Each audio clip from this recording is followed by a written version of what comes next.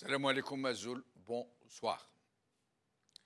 Mercredi 6 décembre 2017 restera dans l'histoire politique comme un repère indélébile dont on ne sait pas encore s'il sera tragique ou si, au contraire, il marquera un tournant décisif pour le règlement de la crise politique au Moyen-Orient qui empoisonne la situation du monde entier. Mercredi 6 décembre 2017, Donald Trump, le président américain, reconnaît unilatéralement, sans consulter ni ses partenaires occidentaux, ni les Palestiniens, ni même ses propres alliés, la ville de Jérusalem comme capitale éternelle d'Israël, pour reprendre la profession de foi israélienne. Jérusalem, la ville 3 fois sainte, qui va devenir celle non pas du seul judaïsme, mais celle du seul sionisme. Trump a certainement cru jouer sur du velours parce qu'il a présumé de la pusillanimité ambiante des pays arabes et musulmans, de leur soumission inconditionnelle, zélée même. Ces pays inscrits au crédit de la Palestine, supposés être concernés par cette grave question du dernier peuple colonisé de la planète et qui ne sont rien d'autre qu'un boulet des alliés au jeu trouble, chafouin, plus nuisible pour la cause que ne le sont les pires ennemis de la malheureuse Palestine. Cette reconnaissance de Jérusalem comme capitale d'Israël faisait partie des promesses électorales de Trump. Mais personne de sérieux ne croyait qu'il allait la tenir.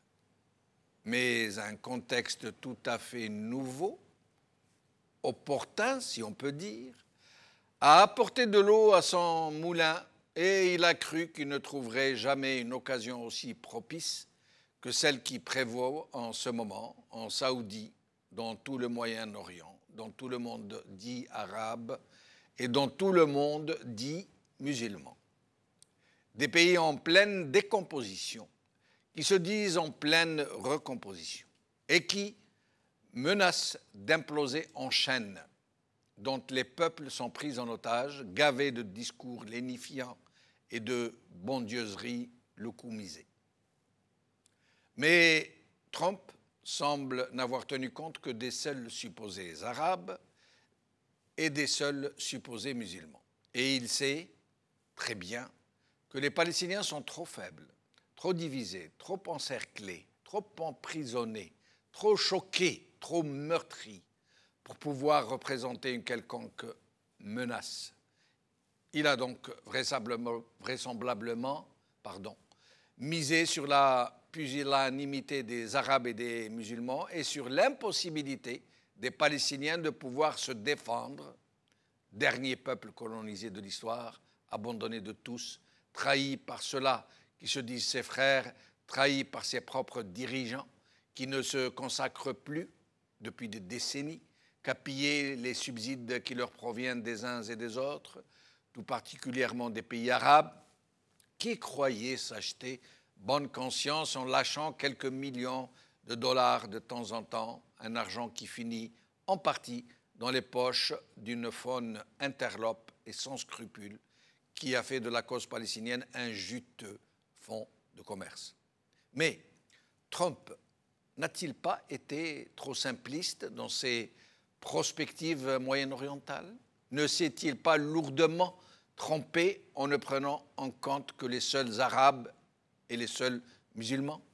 N'a-t-il pas imaginé que les Palestiniens pourraient recourir à leur arme la plus impressionnante et qui a déjà fait ses preuves, même si elle a été particulièrement dramatique pour le peuple palestinien, l'intifada? Trump n'a-t-il pas été vite en besogne en oubliant que les Palestiniens ont de nombreux amis, des Occidentaux, très dévoués pour leur cause, qui ne sont ni arabes ni musulmans et qui vont trouver dans cette annonce l'occasion d'unir leurs rangs, de se mobiliser, d'informer leurs opinions publiques réciproques sur la tragédie palestinienne? Trump n'a-t-il pas envisagé la foule des effets pervers qui pourrait être provoquée par une telle folie? N'a-t-il pas estimé que cette décision pourrait ne plus laisser le choix à tous ceux qui veulent en découdre avec l'impérialisme qui tient le monde et qui le mène à sa perte? N'a-t-il pas craint de déchaîner les haines et donc les violences contre son pays et tout l'Occident, qui ne seront plus perçues désormais qu'à travers le prisme du choc des civilisations? Un train est déjà sur les rails. Le Hamas palestinien vient d'appeler à la reprise de l'intifada pour demain. C'est dire que la région moyen-orientale est partie pour un cycle de violence dont il sera très difficile de prévoir les développements. Aujourd'hui. El-Watan. Trump reconnaît Jérusalem comme capitale d'Israël. Condamnation et indignation dans le monde par RI. Europe 1. Jérusalem, les Palestiniens en colère. Le Hamas appelle à une intifada par Europe 1. Regrettable, irresponsable, le choix de Trump sur Jérusalem condamné dans le monde entier par Le Monde. Jérusalem, capitale d'Israël, l'incroyable décision de Trump. Et pour en parler, j'ai le plaisir d'avoir ici avec moi sur le plateau Nordin Aoussat, imam et conférencier. Merci d'être avec nous. Merci pour l'invitation, Si Jamaldine. Merci. Nicolas Shahshahani, vice-président de l'association Euro-Palestine. Merci d'avoir accepté notre invitation. C'est moi qui vous remercie. Merci. Merci. Vous êtes avec nous pour la première fois et nous sommes très heureux de vous accueillir. Au téléphone, ou plutôt en Skype, nous aurons avec nous depuis Avion, au Nord-Pas-de-Calais, Noha Rashmawi. Merci d'être avec nous. J'espère que j'ai bien prononcé votre nom. Parfait, parfait. Merci beaucoup. Vous êtes aussi avec nous pour la première fois. Merci d'avoir accepté notre invitation. Alors, Nordin Aoussat, d'abord, votre réaction à chaud donc, sur cette incroyable décision de M. Trump de décider unilatéralement de reconnaître, je m'excuse pour ce verbe de reconnaître, de reconnaissance qui ne colle pas très bien, de reconnaître Jérusalem comme capitale d'Israël. Bien entendu, on ne peut qu'exprimer l'indignation la plus forte face à cette décision folle, mais aussi il faut reconnaître que c'était en quelque sorte latent de la part de ce monsieur. Il avait déjà annoncé dans sa campagne électorale, c'était un petit peu dans les starting blocks, c'était un peu dans son programme. Ce qui est regrettable, c'est ça n'est pas resté uniquement une promesse électorale et qu'il fasse ce pas, c'est-à-dire qu'il le concrétise et qu'il le déclare. Donc, on ne peut que s'indigner de cette décision et bien entendu de dire encore une fois, c'est l'Amérique. C'est les États-Unis. Hein. Donc, ça peut être que cet électrochoc était nécessaire pour faire tomber les masques et les voiles une bonne fois pour toutes. Ça fait 30 ans maintenant qu'on passe de plan de paix à plan de paix, de négociation de paix à négociation de paix, et la carte, elle est derrière vous. Voilà le résultat de toutes ces 30 et 40 dernières années d'atermoiement, de tergiversation, d'hypocrisie, surtout de la part de ces Arabes, qui sont les pires, je dirais, adversaires auxquels doit faire face la Palestine, ils doivent faire face les Palestiniens. Donc il y a plusieurs facteurs, il y a plusieurs éléments qui sont derrière cette décision. Ce n'est pas seulement l'idée d'un homme. Nous essaierons d'y revenir justement au sujet de ces voisins arabes, musulmans qui sont en pleine décomposition en ce moment et qui pourraient avoir été le signal pour un tel tournant, j'allais dire. Ouais. Nicolas Shahshahani, votre avis sur la question, votre sentiment? Mon avis ressemble beaucoup à celui que vient d'exprimer Noureddin et que vous aviez évoqué dans votre propre introduction.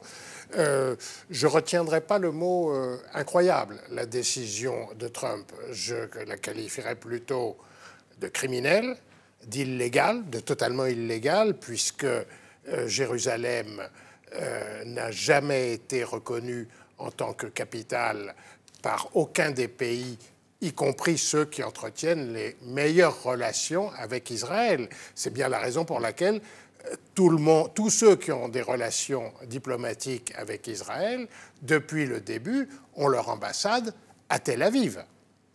Malgré toutes les... Par contre, elle avait été reconnue comme telle par de nombreux pays lors de la déclaration de l'État de Palestine à Alger par M. Yasser Arafat. Nous allons voir justement cette déclaration et je reviens à vous. Allons-y. Yasser Arafat.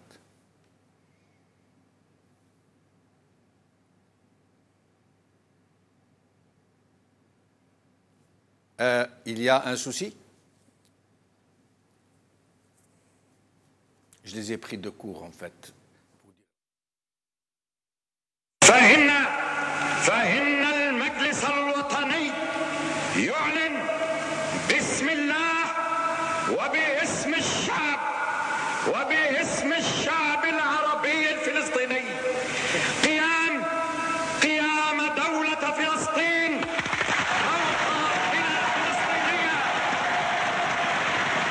فوق أرضنا الفلسطينية وعاصمتها القدس الشريف.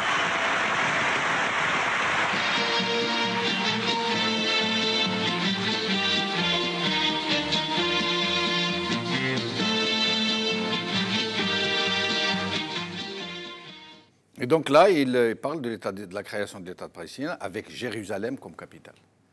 De la Palestine. De l'État palestinien, pardon, excusez-moi. Oui.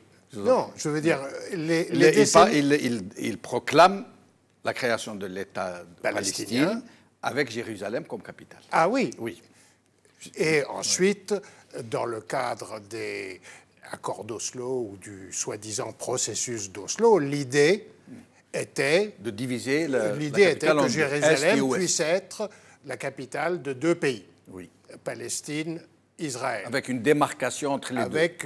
Démarcation est-ouest. Une démarcation. Ça a été la position récente des Occidentaux, enfin de grandes puissances, etc., etc.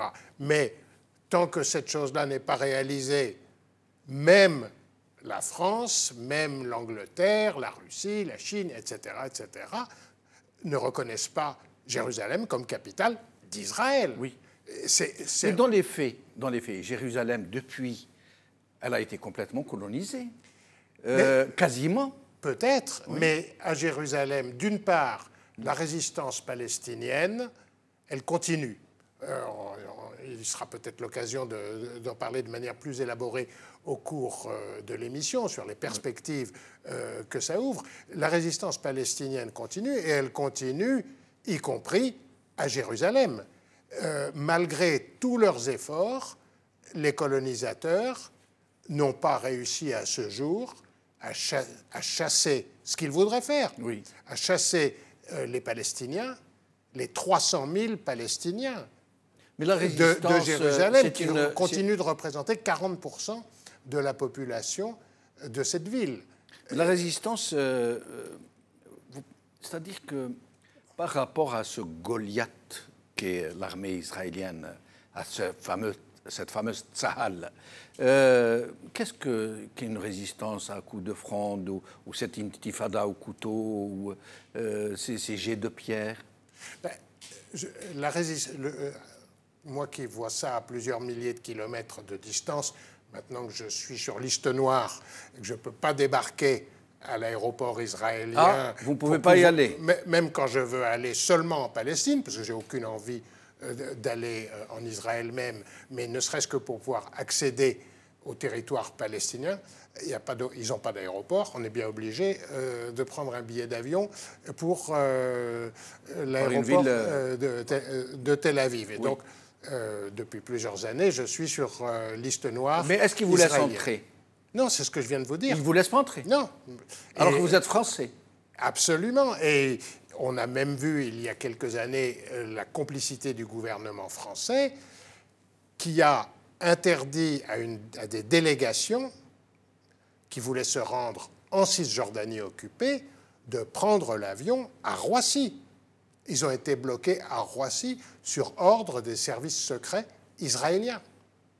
C'est incroyable. Après cette digression pour revenir à la résistance du peuple palestinien que moi je vois à distance.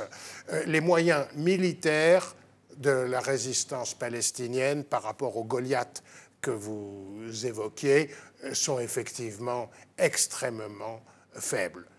Extrêmement faibles, mais pas égaux à zéro. Qu'est-ce qu'a fait Israël en 2014? Il voulait venir à bout de la résistance, notamment celle du Hamas, dans la bande de Gaza. Ben, il a bombardé, il a tué des gens, il a tué des femmes. Alléguant les fameux missiles. Oui, alléguant, qui sont des missiles, sont des piqûres de moustiques, voilà. Comparées à la puissance de feu je ne vous le fais pas dire. Israélienne. Eh bien, il a commis des crimes de guerre, il a massacré, sur les 2500 morts, plus de 75% des femmes, des étaient enfants, des civils, oui. Et dont des centaines de femmes, oui. des centaines d'enfants, des centaines de vieillards. Et malgré ça, il n'est même pas venu à bout de la résistance dans la bande de Gaza. On pourrait en dire autant de la frontière libanaise avec la guerre de 2006. Mais je voudrais embrayer quand même, après avoir effectivement constaté que la résistance militaire palestinienne dispose de très faibles moyens, des millions de Palestiniens opposent quand même au quotidien leur dignité et leur résistance. Et elle prend des formes. Une résistance passive qui n'en est pas moins... Ou active, en tout cas une résistance non violente de leur point de vue, parce que la violence israélienne... Par rapport à celle qu'ils subissent... est toujours là. Oui. Mais on l'a vu l'été dernier avec la bataille autour des portiques d'Al-Aqsa, oui. où la résistance palestinienne qui a uni non seulement les musulmans, qui forment une majorité de la population palestinienne, mais également des citoyens chrétiens et des citoyens sans religion, parce que c'est un symbole national, Jérusalem, et en particulier le Haram al-Sharif. Ils ont payé cher, les soldats israéliens ont tiré, ils ont arrêté, ils ont blessé, il y a eu des morts, mais ils ont obtenu victoire sur la bataille des portiques. Et justement, nous devons animer dans quelques jours une émission sur les chrétiens de Gaza. Moi, je ne le savais pas. Je pensais qu'il y avait des chrétiens à Jérusalem, à Hébron, mais je ne savais pas qu'il y en avait à Gaza. Nous allons la faire avec le professeur Roberlin, Christophe. Que nous connaissons bien. Voilà. Alors, Noha Rachmaoui, merci d'être avec nous. Donc, alors, votre sentiment sur cette déclaration de M. Trump sur Jérusalem? Oui, bonsoir. Et bonsoir à mon camarade Nicolas, notamment. Tout d'abord, je ne suis absolument pas surprise. Nous n'attendions à rien de bien de la part des États-Unis. Trump, aujourd'hui, en faisant cette déclaration, il fait tomber le masque, comme ils l'ont dit vos deux invités.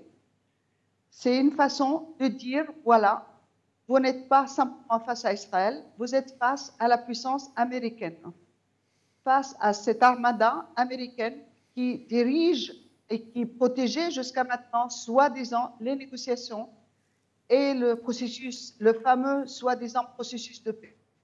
Donc aujourd'hui, nous ne pouvons plus prétendre qu'il y a inégalité de traitement. Les États-Unis y prennent part sans ambiguïté du côté de l'occupant, du côté de l'agresseur. Donc aujourd'hui, le peuple palestinien est seul face à cette armada israélo-américaine. Maintenant, je rappelle juste, Nicolas il vient d'évoquer la bataille des portiques de la mosquée Al-Aqsa. Effectivement, c'était une bataille victorieuse pour cette fois-ci. Mais rappelons-nous, le deuxième intifada, elle a éclaté aussi parce que Sharon a essayé de rentrer à l'intérieur de la mosquée Al-Aqsa. L'esplanade des mosquées. Absolument, absolument. Avec sa soldatech, et ça a déclenché la deuxième intifada qui n'a pas encore pratiquement fini.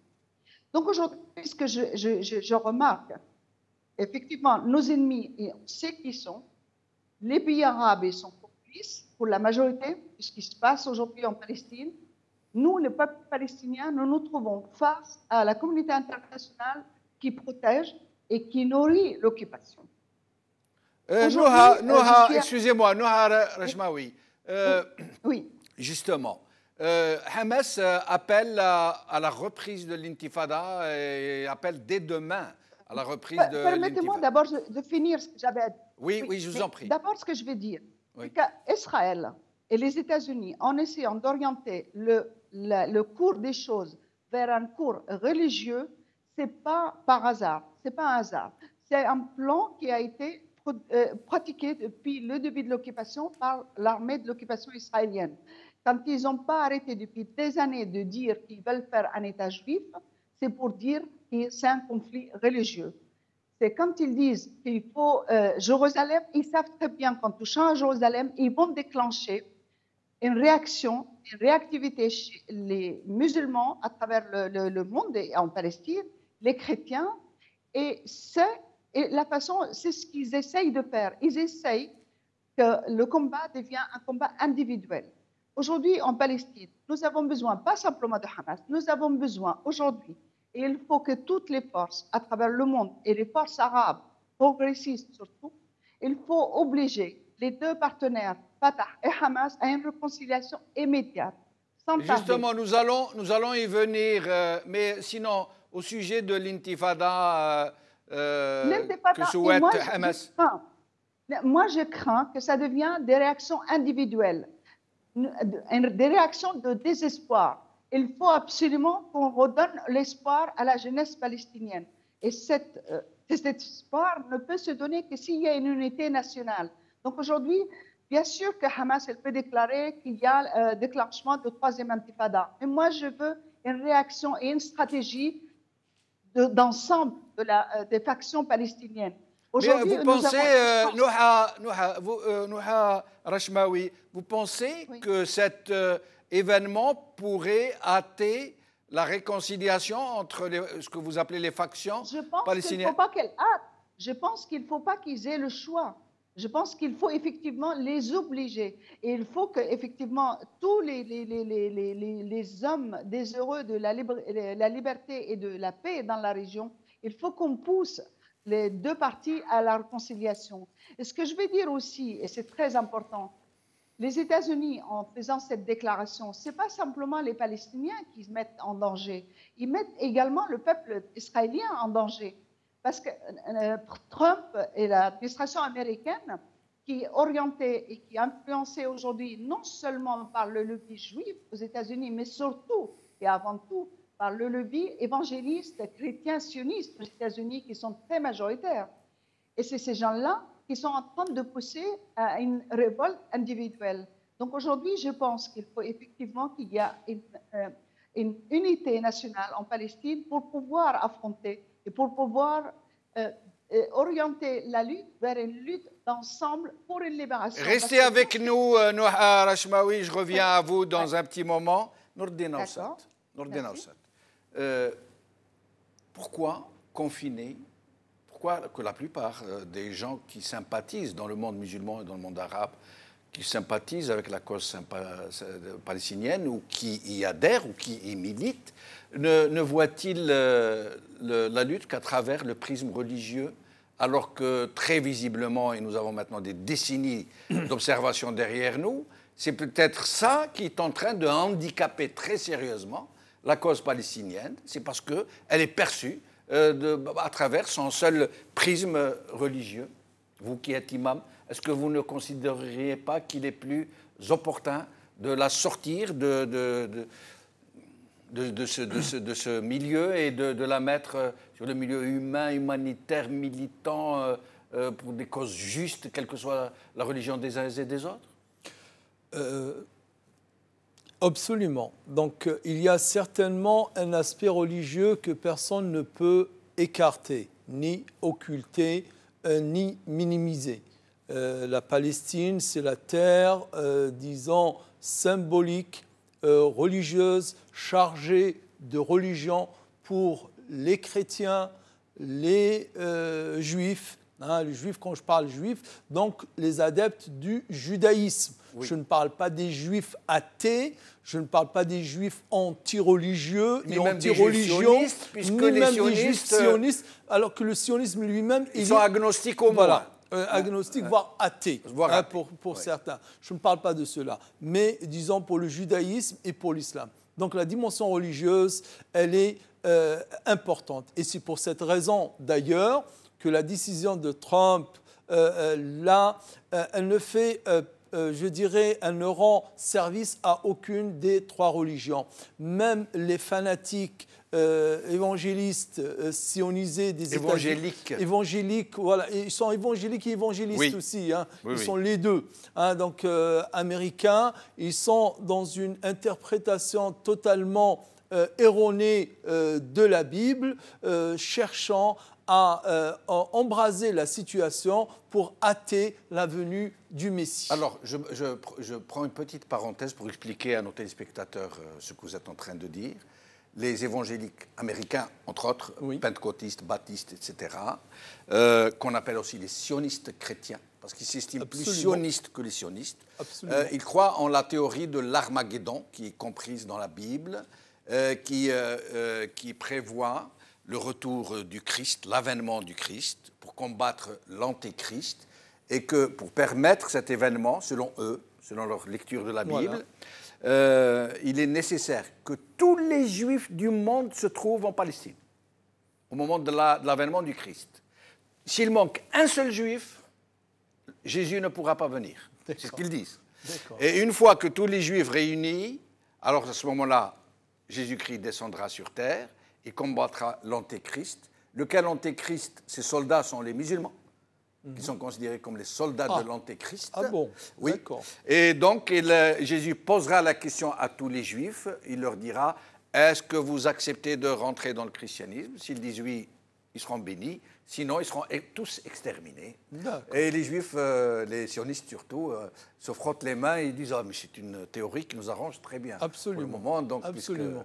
Voilà. Absolument. Mais je vous laisse poursuivre. Donc, c'est pour cette raison que la dimension religieuse, elle est là et elle serait notamment, et elle est même notamment utile et bénéfique pour déconstruire, pour montrer l'aspect totalement erroné et totalement faux de cette interprétation de la Bible qui n'est qu'une interprétation récente. Je ne connais pas ce que disent les pères de l'Église et les grands interprétateurs des Écritures saintes, mais je suis persuadé que c'est une lecture totalement politique, idéologique et qui est totalement... Les musulmans récente. ne sont pas en reste. Ouais.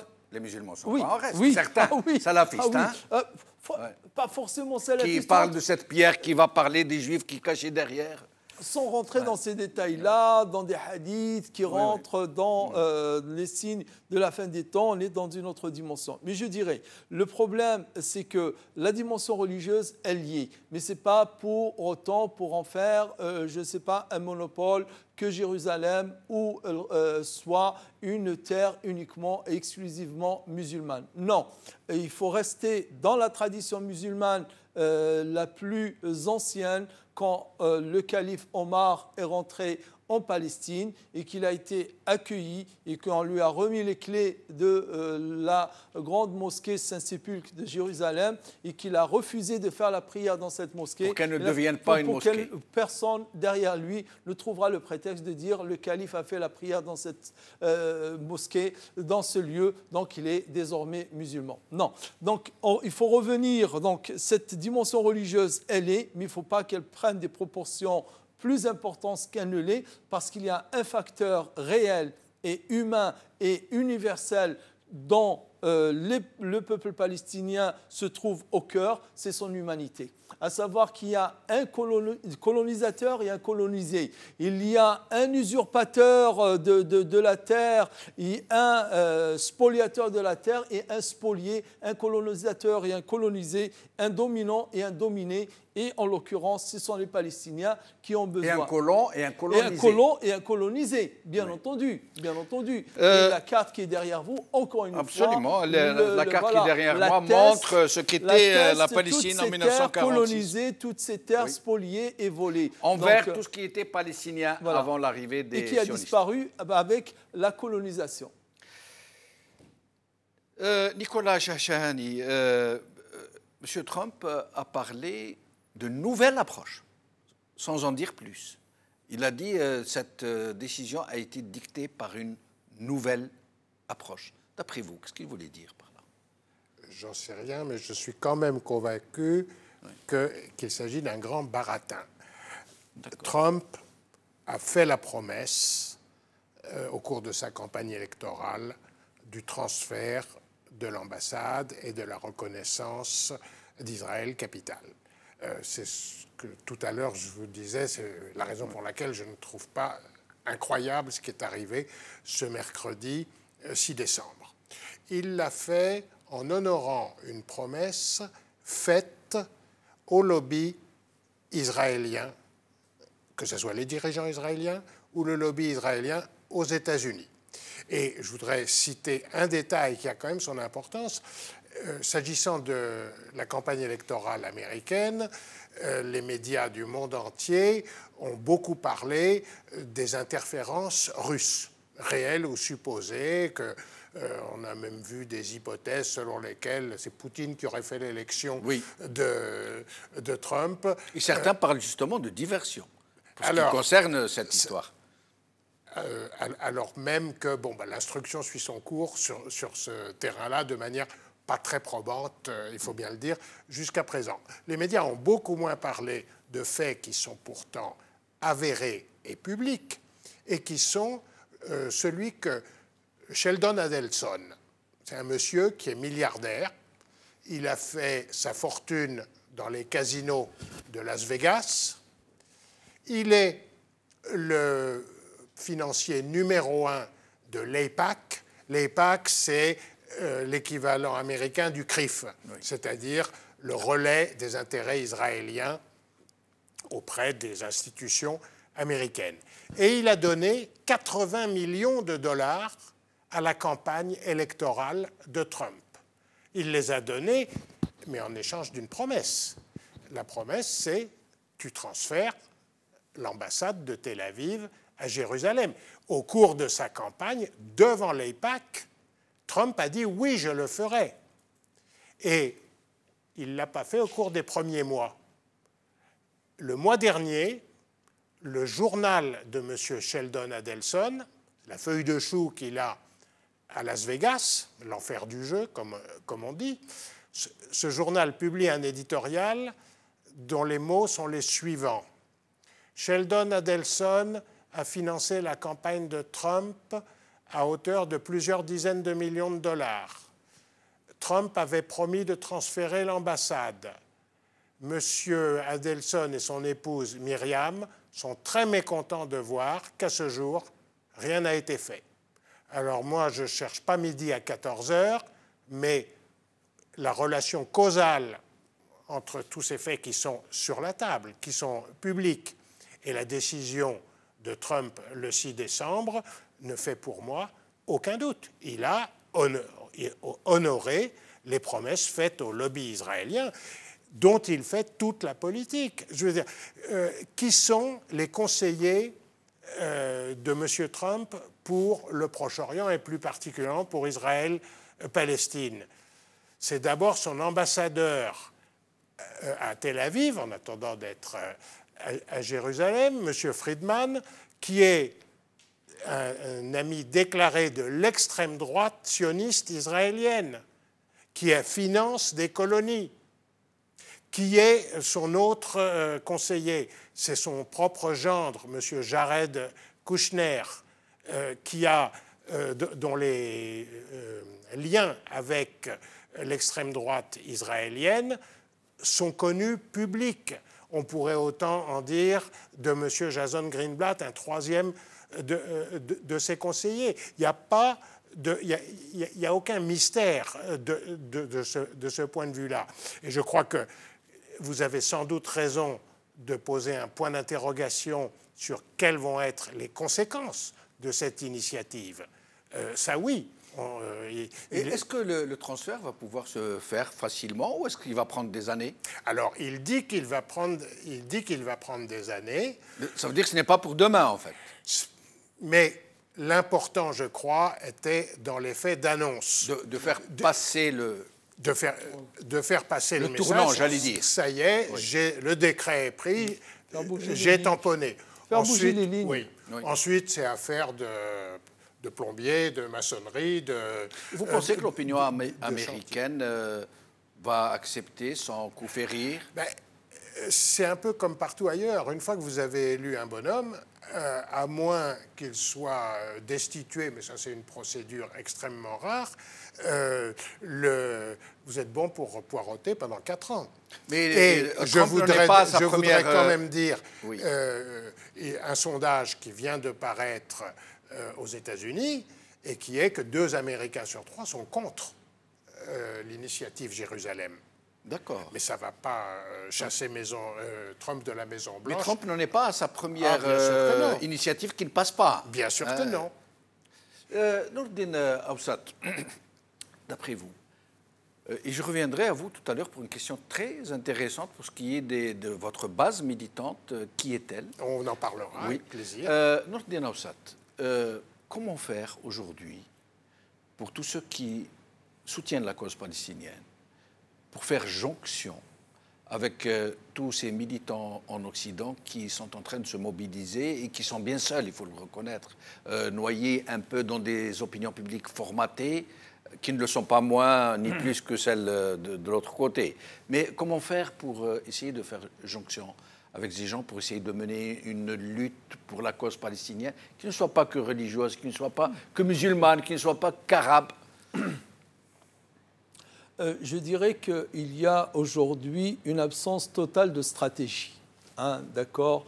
Au départ, les années, disons, 80, 90, les musulmans, d'une façon générale, hein, je dis bien les musulmans au-delà de leur origine, qu'ils soient arabes ou non arabes, etc., trouvaient dans la gauche européenne, d'une façon générale, surtout l'extrême gauche, en quelque sorte, un soutien, un allié, un bouclier, je dirais, un indicateur de chemin derrière lequel je dirais, il poursuivait ce chemin-là de résistance, de soutien à la Palestine. Mais depuis quelques années, les choses ont changé. Je dirais, la dernière fois où il y avait vraiment une grande mobilisation très large qui a réuni toute, je dirais, l'opinion au-delà des appartenances politiques, religieuses ou ethniques ou culturelles, c'était 2012, je suppose. 2014, c'était, il y avait beaucoup de mal, hein, donc avec, comment il s'appelle, Valls au pouvoir, qui interdisait toutes les manifestations, etc. 2014, oui. Voilà, c'était difficile, c'était très difficile. Mais on l'avait vu plus encore un peu 2 ans auparavant. Mais en 2014, c'était vraiment les dernières. Et depuis, bien entendu, je dirais, le sionisme a bien travaillé l'opinion, a bien travaillé les esprits, a surtout bien travaillé, je dirais, la force de mobilisation pour miner les musulmans de l'intérieur, en confondant, et ça fait maintenant à peu près une petite 4 ans ou 5 ans qu'on entend confusion entre antisionisme et antisémitisme. D'accord. Donc le premier, je pense que c'était 2014, la première fois on l'a entendu de la bouche d'ailleurs de la personne qu'on vient de nommer. Je vais vous montrer juste un truc, regardez ça.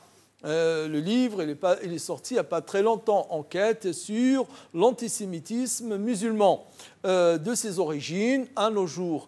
Quand vous êtes soutien de la Palestine et que vous êtes musulman et que vous êtes systématiquement attaqué ou accusé, et on va mobiliser tout le monde, hein, les universitaires, les politiques, les journalistes, les éditorialistes, etc. On va les mobiliser pour, attention, dès qu'un musulman ouvre la bouche, on va chercher à faire que son soutien à la Palestine soit expliqué et présenté comme étant de l'antisémitisme. L'amalgame y joue. Donc pour nous, je dirais, la première des choses, c'est vrai, il faut sortir de cette vision ou de cette, je dirais, précaré musulman, strictement musulman, pour défendre les Palestiniens. On n'a pas besoin d'être musulman pour défendre les Palestiniens, parce que les Palestiniens, vous l'avez dit tout à l'heure, vous l'avez dit dans votre édito tout à l'heure, c'est le seul peuple qui est colonisé aujourd'hui. C'est le seul peuple, encore une fois, qui subit l'apartheid. Voilà le livre, je dirais,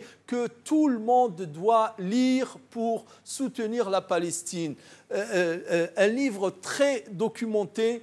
Un petit livre, ça fait quand même 15 ans, ou plus de 15 ans qu'il est sorti. Hein, la Palestine, la paix ou l'apartheid. D'aujourd'hui, on voit que c'est bien l'apartheid qui est là. On a les chiffres, on a les dates, on a les données. Donc il faut, je dirais, aujourd'hui... Je rappelle, Marwan Bishara, Palestine, Israël, la paix ou l'apartheid. Voilà. Donc, on a besoin que le discours soit clair. Nous ne sommes pas antisémites. C'est un oxymore que d'accuser un musulman d'être antisémite. Ça ne peut pas se faire. Parce qu'il est sémite lui-même, parce qu'il ne peut pas... Enfin, les Arabes, pas oui, les Arabes, je veux dire, voilà, qu'il ne peut pas haïr quelqu'un qui est son cousin. Il ne peut pas haïr quelqu'un qui est de la même origine que lui. Mais il faut le dire haut et fort que les musulmans sont anti-sionistes, ce sionisme qui est une idéologie d'occupation, de colonisation et aussi qui n'a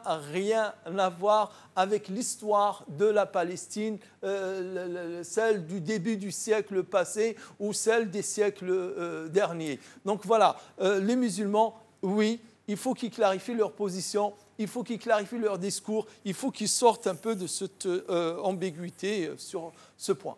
Et pourquoi il se passe, malheureusement, que quand il y a une réaction en faveur de la Palestine, la plupart du temps, c'est du terrorisme. Quand il y a une réaction au profit des Palestiniens opprimés, ou du moins qui s'en revendiquent comme tels, des gens qui sont là pour défendre, c'est du terrorisme qui ne fait d'abord que s'attaquer à des victimes innocentes bien souvent, puis de desservir et la cause palestinienne et l'islam. Absolument. Jusqu'à quand va-t-on rester dans ces... Absolument, si Jamaldine. Et vous vous souvenez bien, autant que moi, que beaucoup de téléspectateurs, en septembre 2001, quand dans les déclarations qui ont suivi la destruction des deux tours, on a entendu que ça a été fait pour la Palestine. Les premiers à déclarer que les Palestiniens n'avaient pas besoin de ça et que ce n'est pas comme cela qu'on défend la Palestine, ce sont les Palestiniens eux-mêmes, les autorités palestiniennes. Sauf qu'ici, bien entendu, en France, Claude Lelouch, etc., je ne sais pas où ils ont vu 3 ou 4 personnes siffler et applaudir, ils ont dit que les Palestiniens ils sont pour l'acte qui a été fait contre les deux tours, etc. Et ça a été répété en boucle par d'autres journalistes, etc. Non, c'est pour cette raison aujourd'hui, je dirais que les musulmans, c'est l'occasion, en clarifiant leur discours, de faire une intifada, mais une intifada médiatique pacifique, avec un discours clair. On n'a pas besoin. Une image, elle vaut 1000 mots. Cette image seule diffusée, elle va parler mieux que 1000 discours en faveur de la... mieux que 1000 poseurs de bombes, je dirais mieux que 1 million de poseurs de bombes pour la cause de la Palestinienne, et elle le sera efficace et utile pour la Palestine. Nicolas Chachahani, donc beaucoup de gens se posent la question de ces Européens ou de ces populations mixtes, souvent en provenance, d'origine des pays arabes, musulmans, mais aussi de Français blancs, comme on dit, d'Européens blancs qui militent pour la cause palestinienne. Est-ce que vous pouvez nous en dire plus ? Je vais vous donner l'expérience de notre propre association, oui. Qui est Euro-Palestine, qui est née en France, qui a des contacts internationaux, c'est notamment pour ça qu'on s'appelle Euro-Palestine, avec des camarades qui mènent la même lutte dans d'autres pays, et qui est formé de citoyens vraiment de toutes origines, juifs, musulmans, chrétiens, sans religion, mais qui se retrouvent sur cette question qui est une question politique, qui est celle de la colonisation et celle du droit international. Donc, nous existons depuis un certain nombre d'années, depuis le début du siècle, grosso modo. Nous accompagnons les luttes et la résistance du peuple palestinien avec nos moyens, en direction de la Palestine sous la forme, quand c'est possible, mais ça devient de plus en plus dur, d'aide matérielle, mais la complicité dont bénéficie Israël dans les pays occidentaux, à travers les gouvernements, les banques, etc., rend, y compris le passage d'argent à des ONG palestiniennes. Par exemple, nous avons du mal à transférer des dons de quelques milliers d'euros que nous avons reçus pour une association de défense des enfants palestiniens. Et elle s'exprime comment, cette hostilité de l'administration et du politique, de façon chafouine, de façon directe? De façon chafouine et parfois directe, quand c'est le passage à l'illégalité qui est, Noureddin en parlait, des interdictions de manifestation. Ça existe. Ça existe.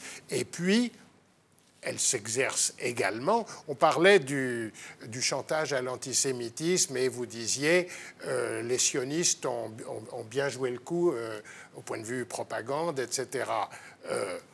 Oui, ils font leur métier. Mais ce qui est important, c'est qu'ils trouvent des relais complaisants de manière beaucoup plus large que leurs seules petites antennes à eux, et qui font que c'est certain, le chantage à l'antisémitisme s'exerce depuis quelques années de manière privilégiée contre une partie de nos concitoyens, ceux qui sont musulmans ou désignés comme musulmans. Mais en réalité, ce chantage et ce terrorisme intellectuel et parfois physique, avec les voyous de la Ligue de défense juive qui sont protégés par le gouvernement, ce chantage s'exerce contre quiconque ose critiquer la politique israélienne.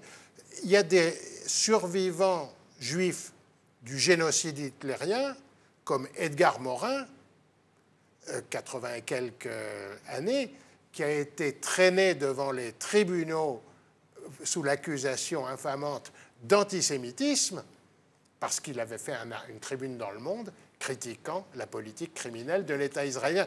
Tout ça pour vous dire que c'est très vaste. C'est très intéressant parce qu'il semble qu'il y ait de plus en plus de juifs de confession, qui sont nés juifs, qui sont foncièrement pro-palestiniens, antisionistes, et qui vont au charbon, et qui manifestent, et qui se déclarent, et qui se manifestent, j'allais dire. Non, il y en a, mais ils ne sont pas nombreux. Ils ne sont pas nombreux. J'imagine que ça ne doit pas être facile. Non, ils ne sont pas nombreux. Ça signifie, je parle pour ceux qui appartiennent à un milieu quelque peu communautaire, donc qui sont quelque peu rattachés à leur confession. Oui. Les gens d'origine juive est devenu athée, comme quelqu'un d'origine chrétienne devient athée, etc., mettons-les de côté, puisqu'ils ne sont plus stricto sensu. Mais les sionistes étaient athées, ça ne les a pas empêchés d'être des sionistes. Mais pour eux, tout est bon. Oui. Ils étaient athées, et puis dans leur premier plan, ils s'en foutaient que Jérusalem fasse partie du futur État juif ou pas, mais ensuite, ils ont dit, si, c'est très important qu'on ait Jérusalem. Je veux dire c'était exact ce que vous dites. Les fondateurs de la doctrine sioniste ne croyaient pas en Dieu. Théodore Herzl était athée. Mais ça ne l'a pas empêché de lancer une OPA sur le judaïsme religieux. Et OPA qui a en quelque sorte réussi, puisque aujourd'hui on a quand même une frange des religieux israéliens qui sont carrément religieux, colonialistes, ultra-violents, etc., etc. Et qui sont sionistes dans l'esprit. Qui sont sionistes religieux, comme ils se définissent eux-mêmes. Et nous sommes arrivés à la fin de l'émission, c'est très intéressant, je n'ai pas senti le temps passer. Je voudrais dire un petit mot. Oui.